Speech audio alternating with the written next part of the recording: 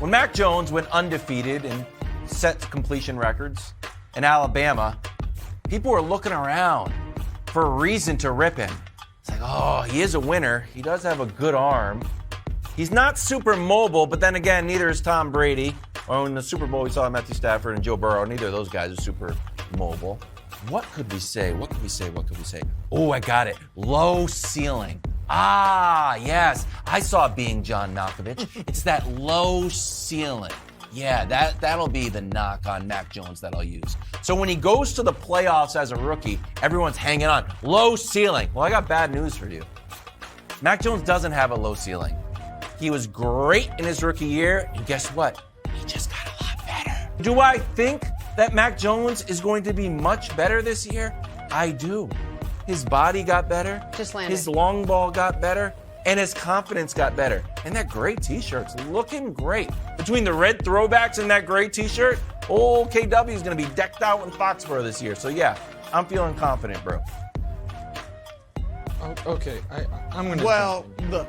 Listen, I'm just going to jump in real quick. No, it's fine. Wilds is very... He gets flustered by seeing NFL players lifting weights and throwing footballs in the offseason. It's so, you know what I mean? Wow. All these other guys just eating Fritos and playing badminton. Mac Jones has the unique idea of I'm going to lift some weights and throw some passes. But listen, even if Wilds is right, which he's obviously not, that Mac Jones has this elite ceiling. The problem is, and the reason, now listen, RG3 is something of an expert of a quarterback having an excellent rookie season and that being the pinnacle of their career. So maybe I should listen to him. However, my opinion on this is quite simple. We know that in today's NFL, if your team doesn't have the best quarterback in its division, you flatly don't win the Super Bowl. Why? Well, because you're going to be on the road in the playoffs. You're never going to have the bye. You're going to be having the toughest path imaginable. In the last decade, one time, a quarterback who wasn't the best quarterback in their own division won a Super Bowl, and that quarterback was Peyton Manning. So I almost crossed that one out. Wow. And is Mac Jones ever going to be better than Josh Allen? No. Is Mac Jones going to be better than Zach Wilson in a couple of years? I'm not certain. So right now, if I had to bet on any of the rookie quarterbacks from that class being the first to win a Super Bowl, I'd probably go with Trey Lance because I believe what they're doing in San Francisco is almost quarterback independent, as proven by Jimmy Garoppolo. And the other question I would have for Patriot Nation is, nobody thinks you're winning the Super Bowl in the next couple of years. So this is a long-term play. Brew, Belichick just turned 70. What's the succession plan out there? What's the plan for post-Belichick? Because that's the only reason that the Patriots still make these shows, is because Belichick is still there, so they still have the shine of when they were a really good team, as opposed to an also-ran with an also-ran-ish quarterback. So I'm just curious, unless the succession plan is... We don't talk about playoff teams on the show? Half the league makes the playoffs, buddy. I don't know. Okay. When's the last time we talked about the Eagles?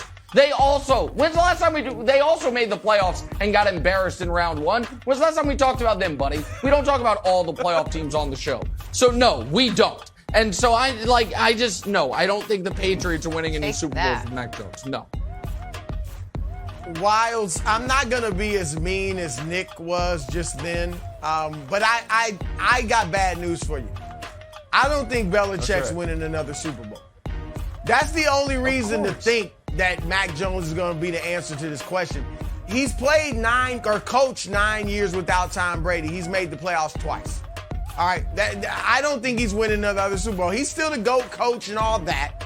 But I like Mac a little bit. Not as much as you, but I like him more than Nick. That's for darn sure. But I have to agree with Nick, and I'm going to go Trey Lance. And here's why. Because, look, Nick likes to paint me as this big, huge Jimmy Garoppolo fan. All right, because I say that he's one of the 7 winningest quarterbacks of all time. That is not about fandom. It's not about love for Jimmy G. It's about an unwavering commitment to truth and objectivity. That's what it is. And that's all it is, all right? I understand Jimmy G is not great, but he wins. And so if Trey Lance has any bit of dynamite in his game, right? Anything, I think he got a little bit of dynamite maybe. then they are going to be a very good team. And I would go with the Niners over your Patriots. I'm sorry to break it to you, Wilds, but I think your days of winning Super Bowls in New England are over.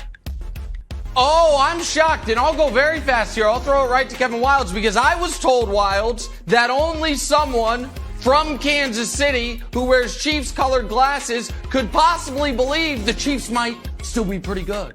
And then all of a sudden, I'm like, wait, MVP odds, Mahomes is number 1. Well, that's MVP. What about Super Bowl odds?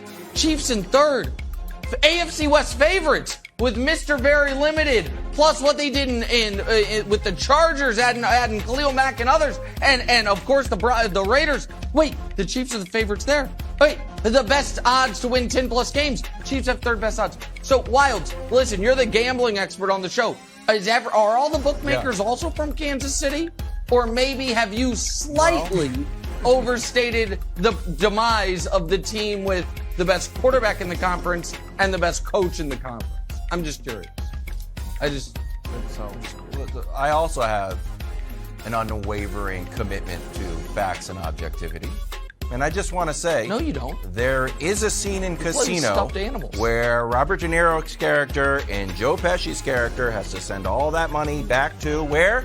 Kansas City, that little deli. I'm just saying, if you want to put it out there, if you watch Casino, there is a significant Kansas City scene. I'm just saying.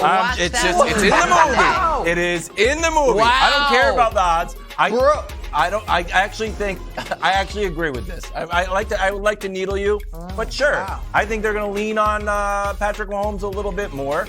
And there was an element of your offense that was starting to be figured out when it was little Tyreek dependent. So I'm not mad at this as much as I would like to needle you. I actually somewhat agree with it.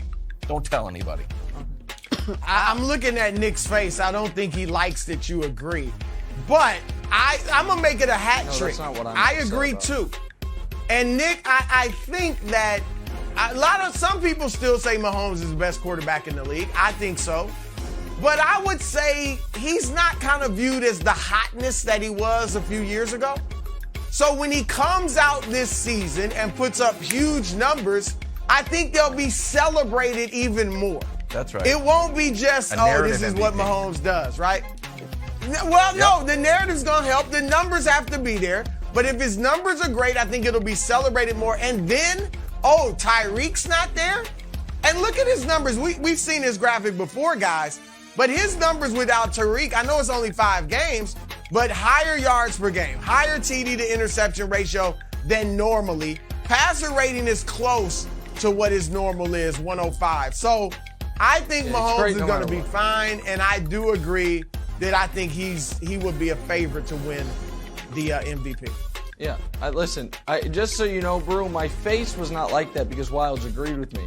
My face was like that because as an Italian-American son of a union leader from Kansas City, I was deeply wounded and offended by Wilds, allegations. We've left the mob ties well in our past, my friend. I was talking about That's a movie from review. 60 years ago.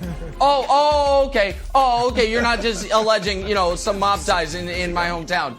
Thanks for watching. Subscribe here to get the latest from the show. Also, be sure to check out more of the best clips from First Things First, or go watch a few segments from our other shows on FS1.